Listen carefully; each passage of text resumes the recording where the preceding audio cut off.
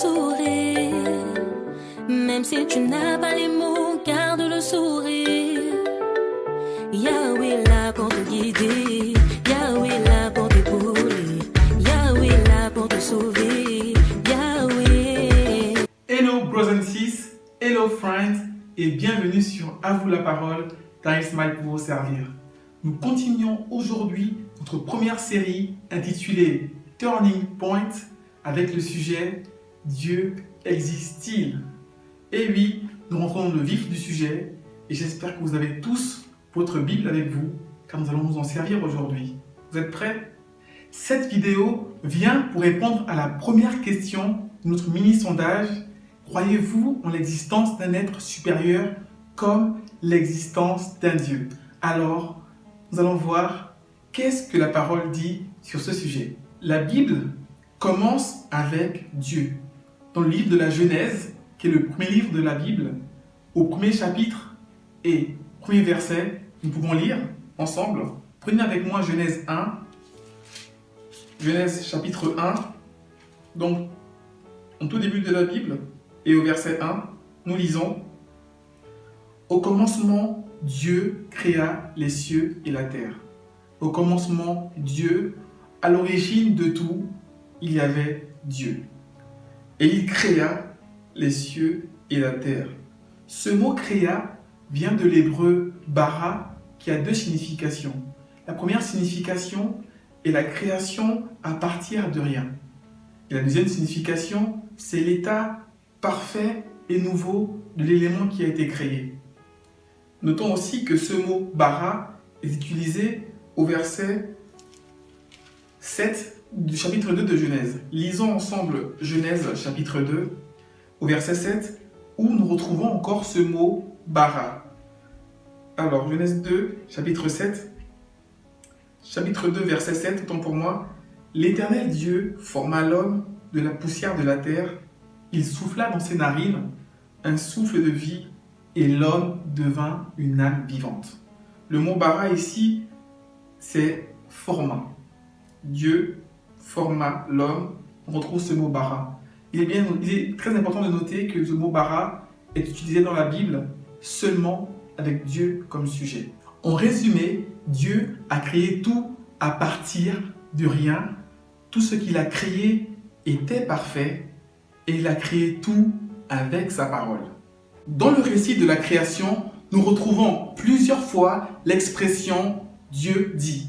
Oui, Dieu dit. Au verset 3 de Genèse chapitre 1, par exemple, il est écrit « Dieu dit que la lumière soit et la lumière fut ».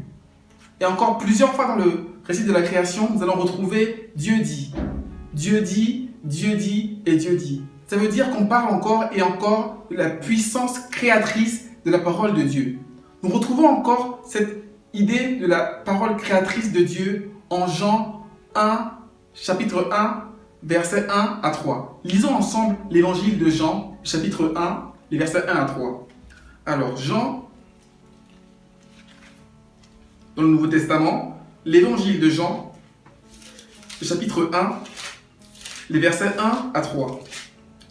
La parole créatrice de Dieu. Au commencement était la parole, et la parole était avec Dieu, et la parole était Dieu. Elle était au commencement avec Dieu, toutes choses ont été faites par elle, et rien de ce qui n'a été fait n'a été fait sans elle. Nous voyons encore ici que la parole de Dieu a tout créé. Tout a été créé à partir de rien, juste la parole de Dieu. De plus, la Bible dit en Genèse 1 au verset 2, « La terre était informe et vide, et il y avait des ténèbres à la surface de l'abîme, et l'Esprit de Dieu se mouvait au-dessus des eaux. » C'est très clair, la terre était informe et vide. Il n'y avait rien, et c'est Dieu qui a tout créé par sa parole. Tout ceci étant dit, je vois déjà plusieurs personnes derrière leurs écrans qui se disent « Mais c'est invraisemblable, comment croire en une histoire pareille ?» Dieu vous répond par sa parole, toujours par sa parole, en Romains chapitre 1, les versets 19 à 21. Lisons ensemble Romains, l'épître aux Romains, au chapitre 1, les versets 19 à 21. Qu'est-ce que la parole nous dit comme réponse à cette question? Comment croire en cette histoire? Regardons ensemble. Romains, chapitre 1, les versets 19 à 21. Car ce qu'on peut connaître de Dieu est manifeste pour eux, Dieu le leur ayant fait connaître. En effet, les perfections invisibles de Dieu, sa puissance éternelle et sa divinité se voient comme à l'œil nu depuis la création du monde quand on les considère dans ses ouvrages. D'accord?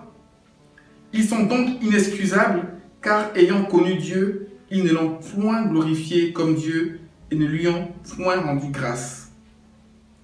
Je m'arrête là. En gros, ce que la parole nous dit en Romains, c'est que les hommes peuvent voir la création de Dieu et reconnaître que c'est Dieu qui l'a créé. Que vous voyez tout l'écosystème qui fonctionne tout seul, que vous voyez les plantes qui sont arrosées par la pluie et le soleil avec la photosynthèse qui réussit à faire grandir ces plantes, que vous voyez la nature, les animaux qui se fécondent entre eux, qui font des enfants et toute la nature que Dieu met devant vos yeux. La Bible dit que vous êtes donc inexcusables parce qu'en voyant toutes ces choses, naturellement, l'homme doit se dire qu'il y a un sage architecte qui a monté toutes ces choses. Selon vous, d'où vient cet équilibre? Ce qui fait que la faune et la flore s'épanouissent dans un milieu, dans un environnement propice? Sérieusement, réfléchissez, sincèrement.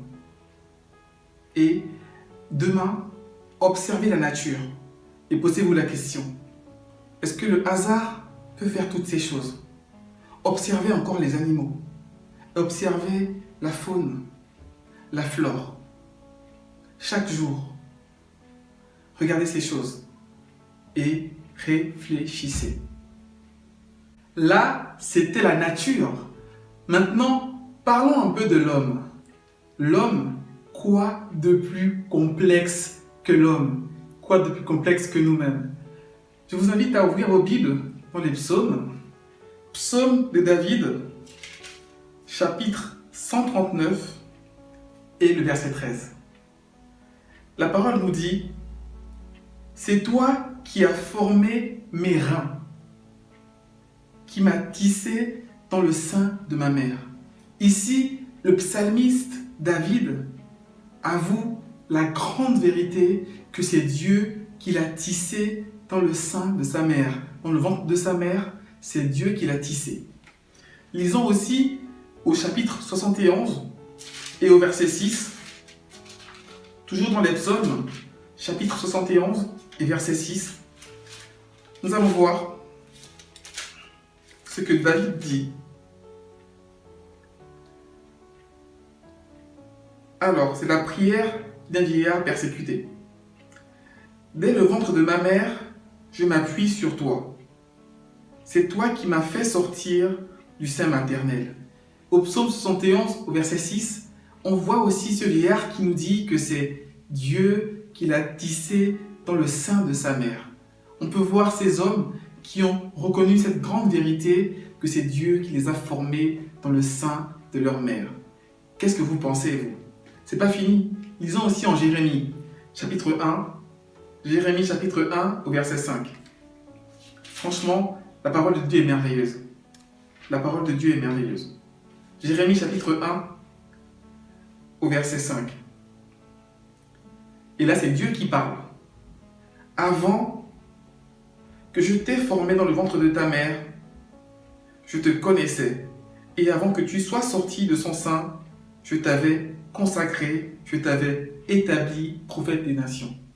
Dieu ici, de sa propre bouche, dit: avant que je t'ai formé dans le sein de ta mère. Dieu lui-même, il assure par ce passage que c'est lui qui a formé Jérémie depuis le sein de sa mère. Et en plus de cela, il dit que depuis le sein de sa mère, même avant qu'il ne l'ait formé, il l'avait déjà prédestiné à être prophète de Dieu.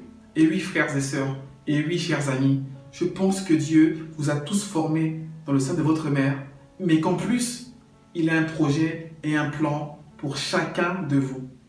À vous d'accepter, Seigneur. À vous d'accepter le plan du Seigneur dans votre vie. Ô Seigneur, aide-nous. Ouvre les yeux de ces enfants, ouvre les yeux de tes créatures pour qu'elles puissent reconnaître que c'est toi qui les as créées et que tu as un plan pour chacun d'eux.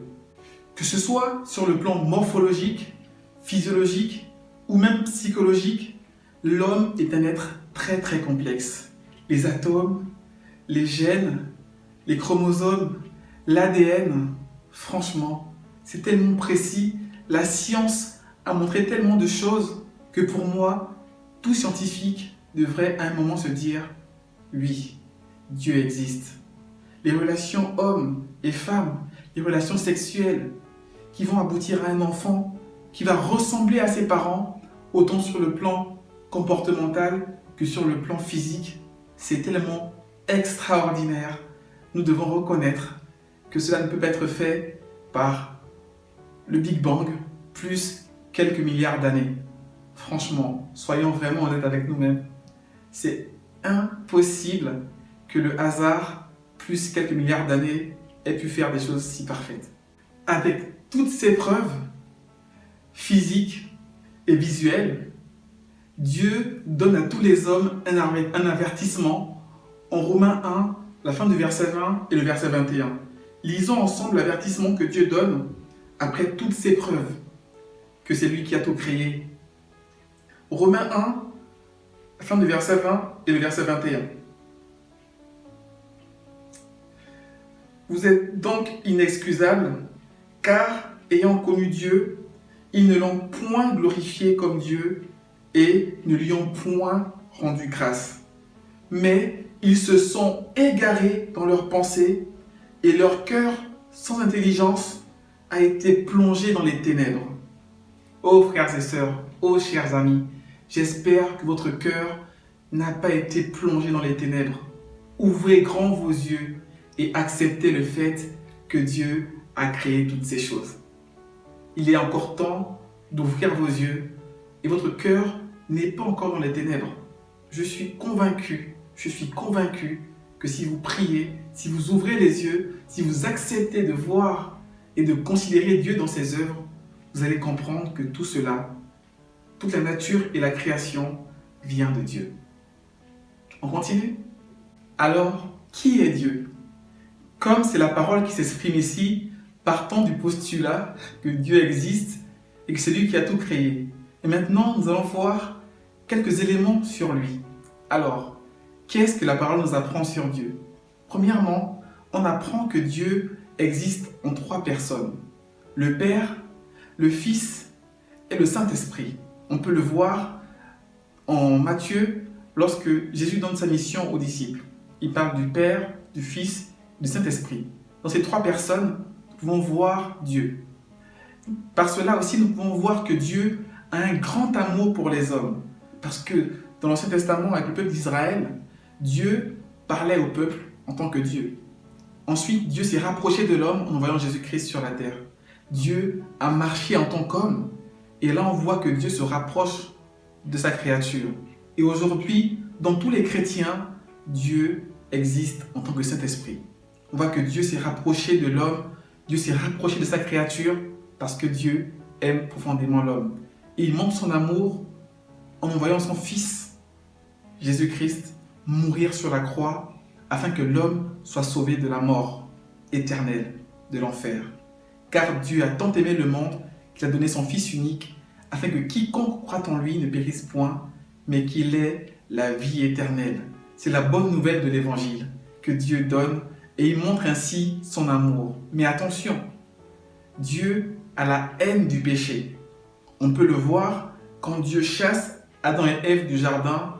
Dès qu'ils ont désobéi à Dieu, immédiatement, Dieu les a chassés du jardin. C'est très important de savoir la colère de Dieu sur le péché. Et à la fin du monde, il y aura un jugement. Et Dieu, comme il est justice, il va envoyer en enfer tous les hommes qui n'auront pas accepté son Fils comme sauveur. Parce que tout homme est pécheur et aucun homme ne peut aller au paradis avec ses propres œuvres, avec sa propre justice. On en parlera encore et encore dans d'autres vidéos. Je tiens quand même à ce que vous soyez conscients que Dieu est à la fois amour, il a montré son amour en Jésus-Christ, il est à la fois justice, il est à la fois esprit, fils et père. Tout cela, c'est Dieu. Il est aussi tout-puissant, il est omnipotent, il est amour, il est merveilleux. Enfin, je me répète à chaque fois, mais franchement, il nous faudrait des mois et des mois et des mois et des mois pour tout dire sur Dieu. Mais comme nous sommes là pour ça, on va le faire dans d'autres vidéos. La question que plusieurs personnes qui ne croient pas en Dieu me posent est la suivante. Où est Dieu dans ce monde qui part en vrille? En effet, pas besoin d'être un génie pour remarquer que notre monde part en vrille. On a des guerres, nous avons des génocides, nous avons des famines, plein de choses dans ce monde qui vont en vrille. Et les gens se demandent, mais si Dieu existe vraiment et qu'il est amour, pourquoi tant de maux dans le monde? Pourquoi tant de malheurs dans le monde? On va prendre 2 versets pour voir cela ensemble. Prenons tout d'abord Genèse chapitre 2, les versets 15 à 17. Genèse 2, versets 15 à 17. La parole nous dit: L'Éternel Dieu prit l'homme et le plaça dans le jardin d'Éden pour le cultiver et pour le garder.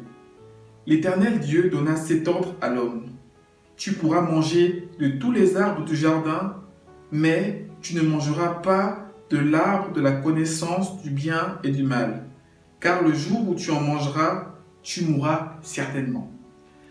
Ici, Dieu donne à l'homme un commandement. Un seul commandement, une seule règle à respecter. Mais l'homme a toujours eu le choix d'obéir ou de désobéir à Dieu.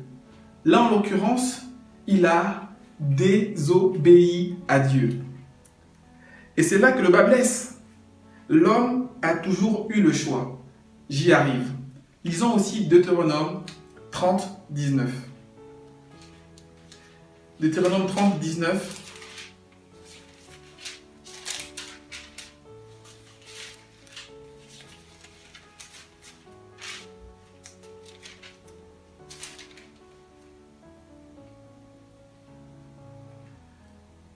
J'en prends aujourd'hui à témoin qu'entre vous, le ciel et la terre, j'ai mis devant toi la vie et la mort, la bénédiction et la malédiction. Choisis la vie, afin que tu vives, toi et ta postérité. D'accord? Dieu a mis devant l'homme le choix, choisir la vie ou la mort. Et encore une fois, l'homme a toujours eu le choix. Vous pouvez me dire, Dieu aurait pu créer l'homme comme un robot qui venait chaque jour devant Dieu et lui dire « Dieu, je t'aime ». Mais quel intérêt? Il ne pourrait pas avoir de gloire si on était constitué pour dire automatiquement que nous l'aimons sans avoir le choix de le faire. C'est pour cela que Dieu, pour sa gloire, a créé l'homme pour l'adorer volontairement. Vous n'êtes pas forcé d'aimer Dieu, vous n'êtes pas forcé de l'adorer, vous avez toujours le choix. Je dis tout cela pour montrer que l'homme a le choix. Maintenant, pour venir à aujourd'hui, pourquoi tant de problèmes dans le monde? Simplement parce que l'homme a fait le choix de vivre sa vie sans Dieu, de vivre sa vie sans les préceptes de Dieu, de vivre sa vie sans les préceptes de la parole de Dieu. Les hommes vivent leur vie sans lire la Bible. Tout ce qu'ils font comme actes ne sont pas tirés de la Bible.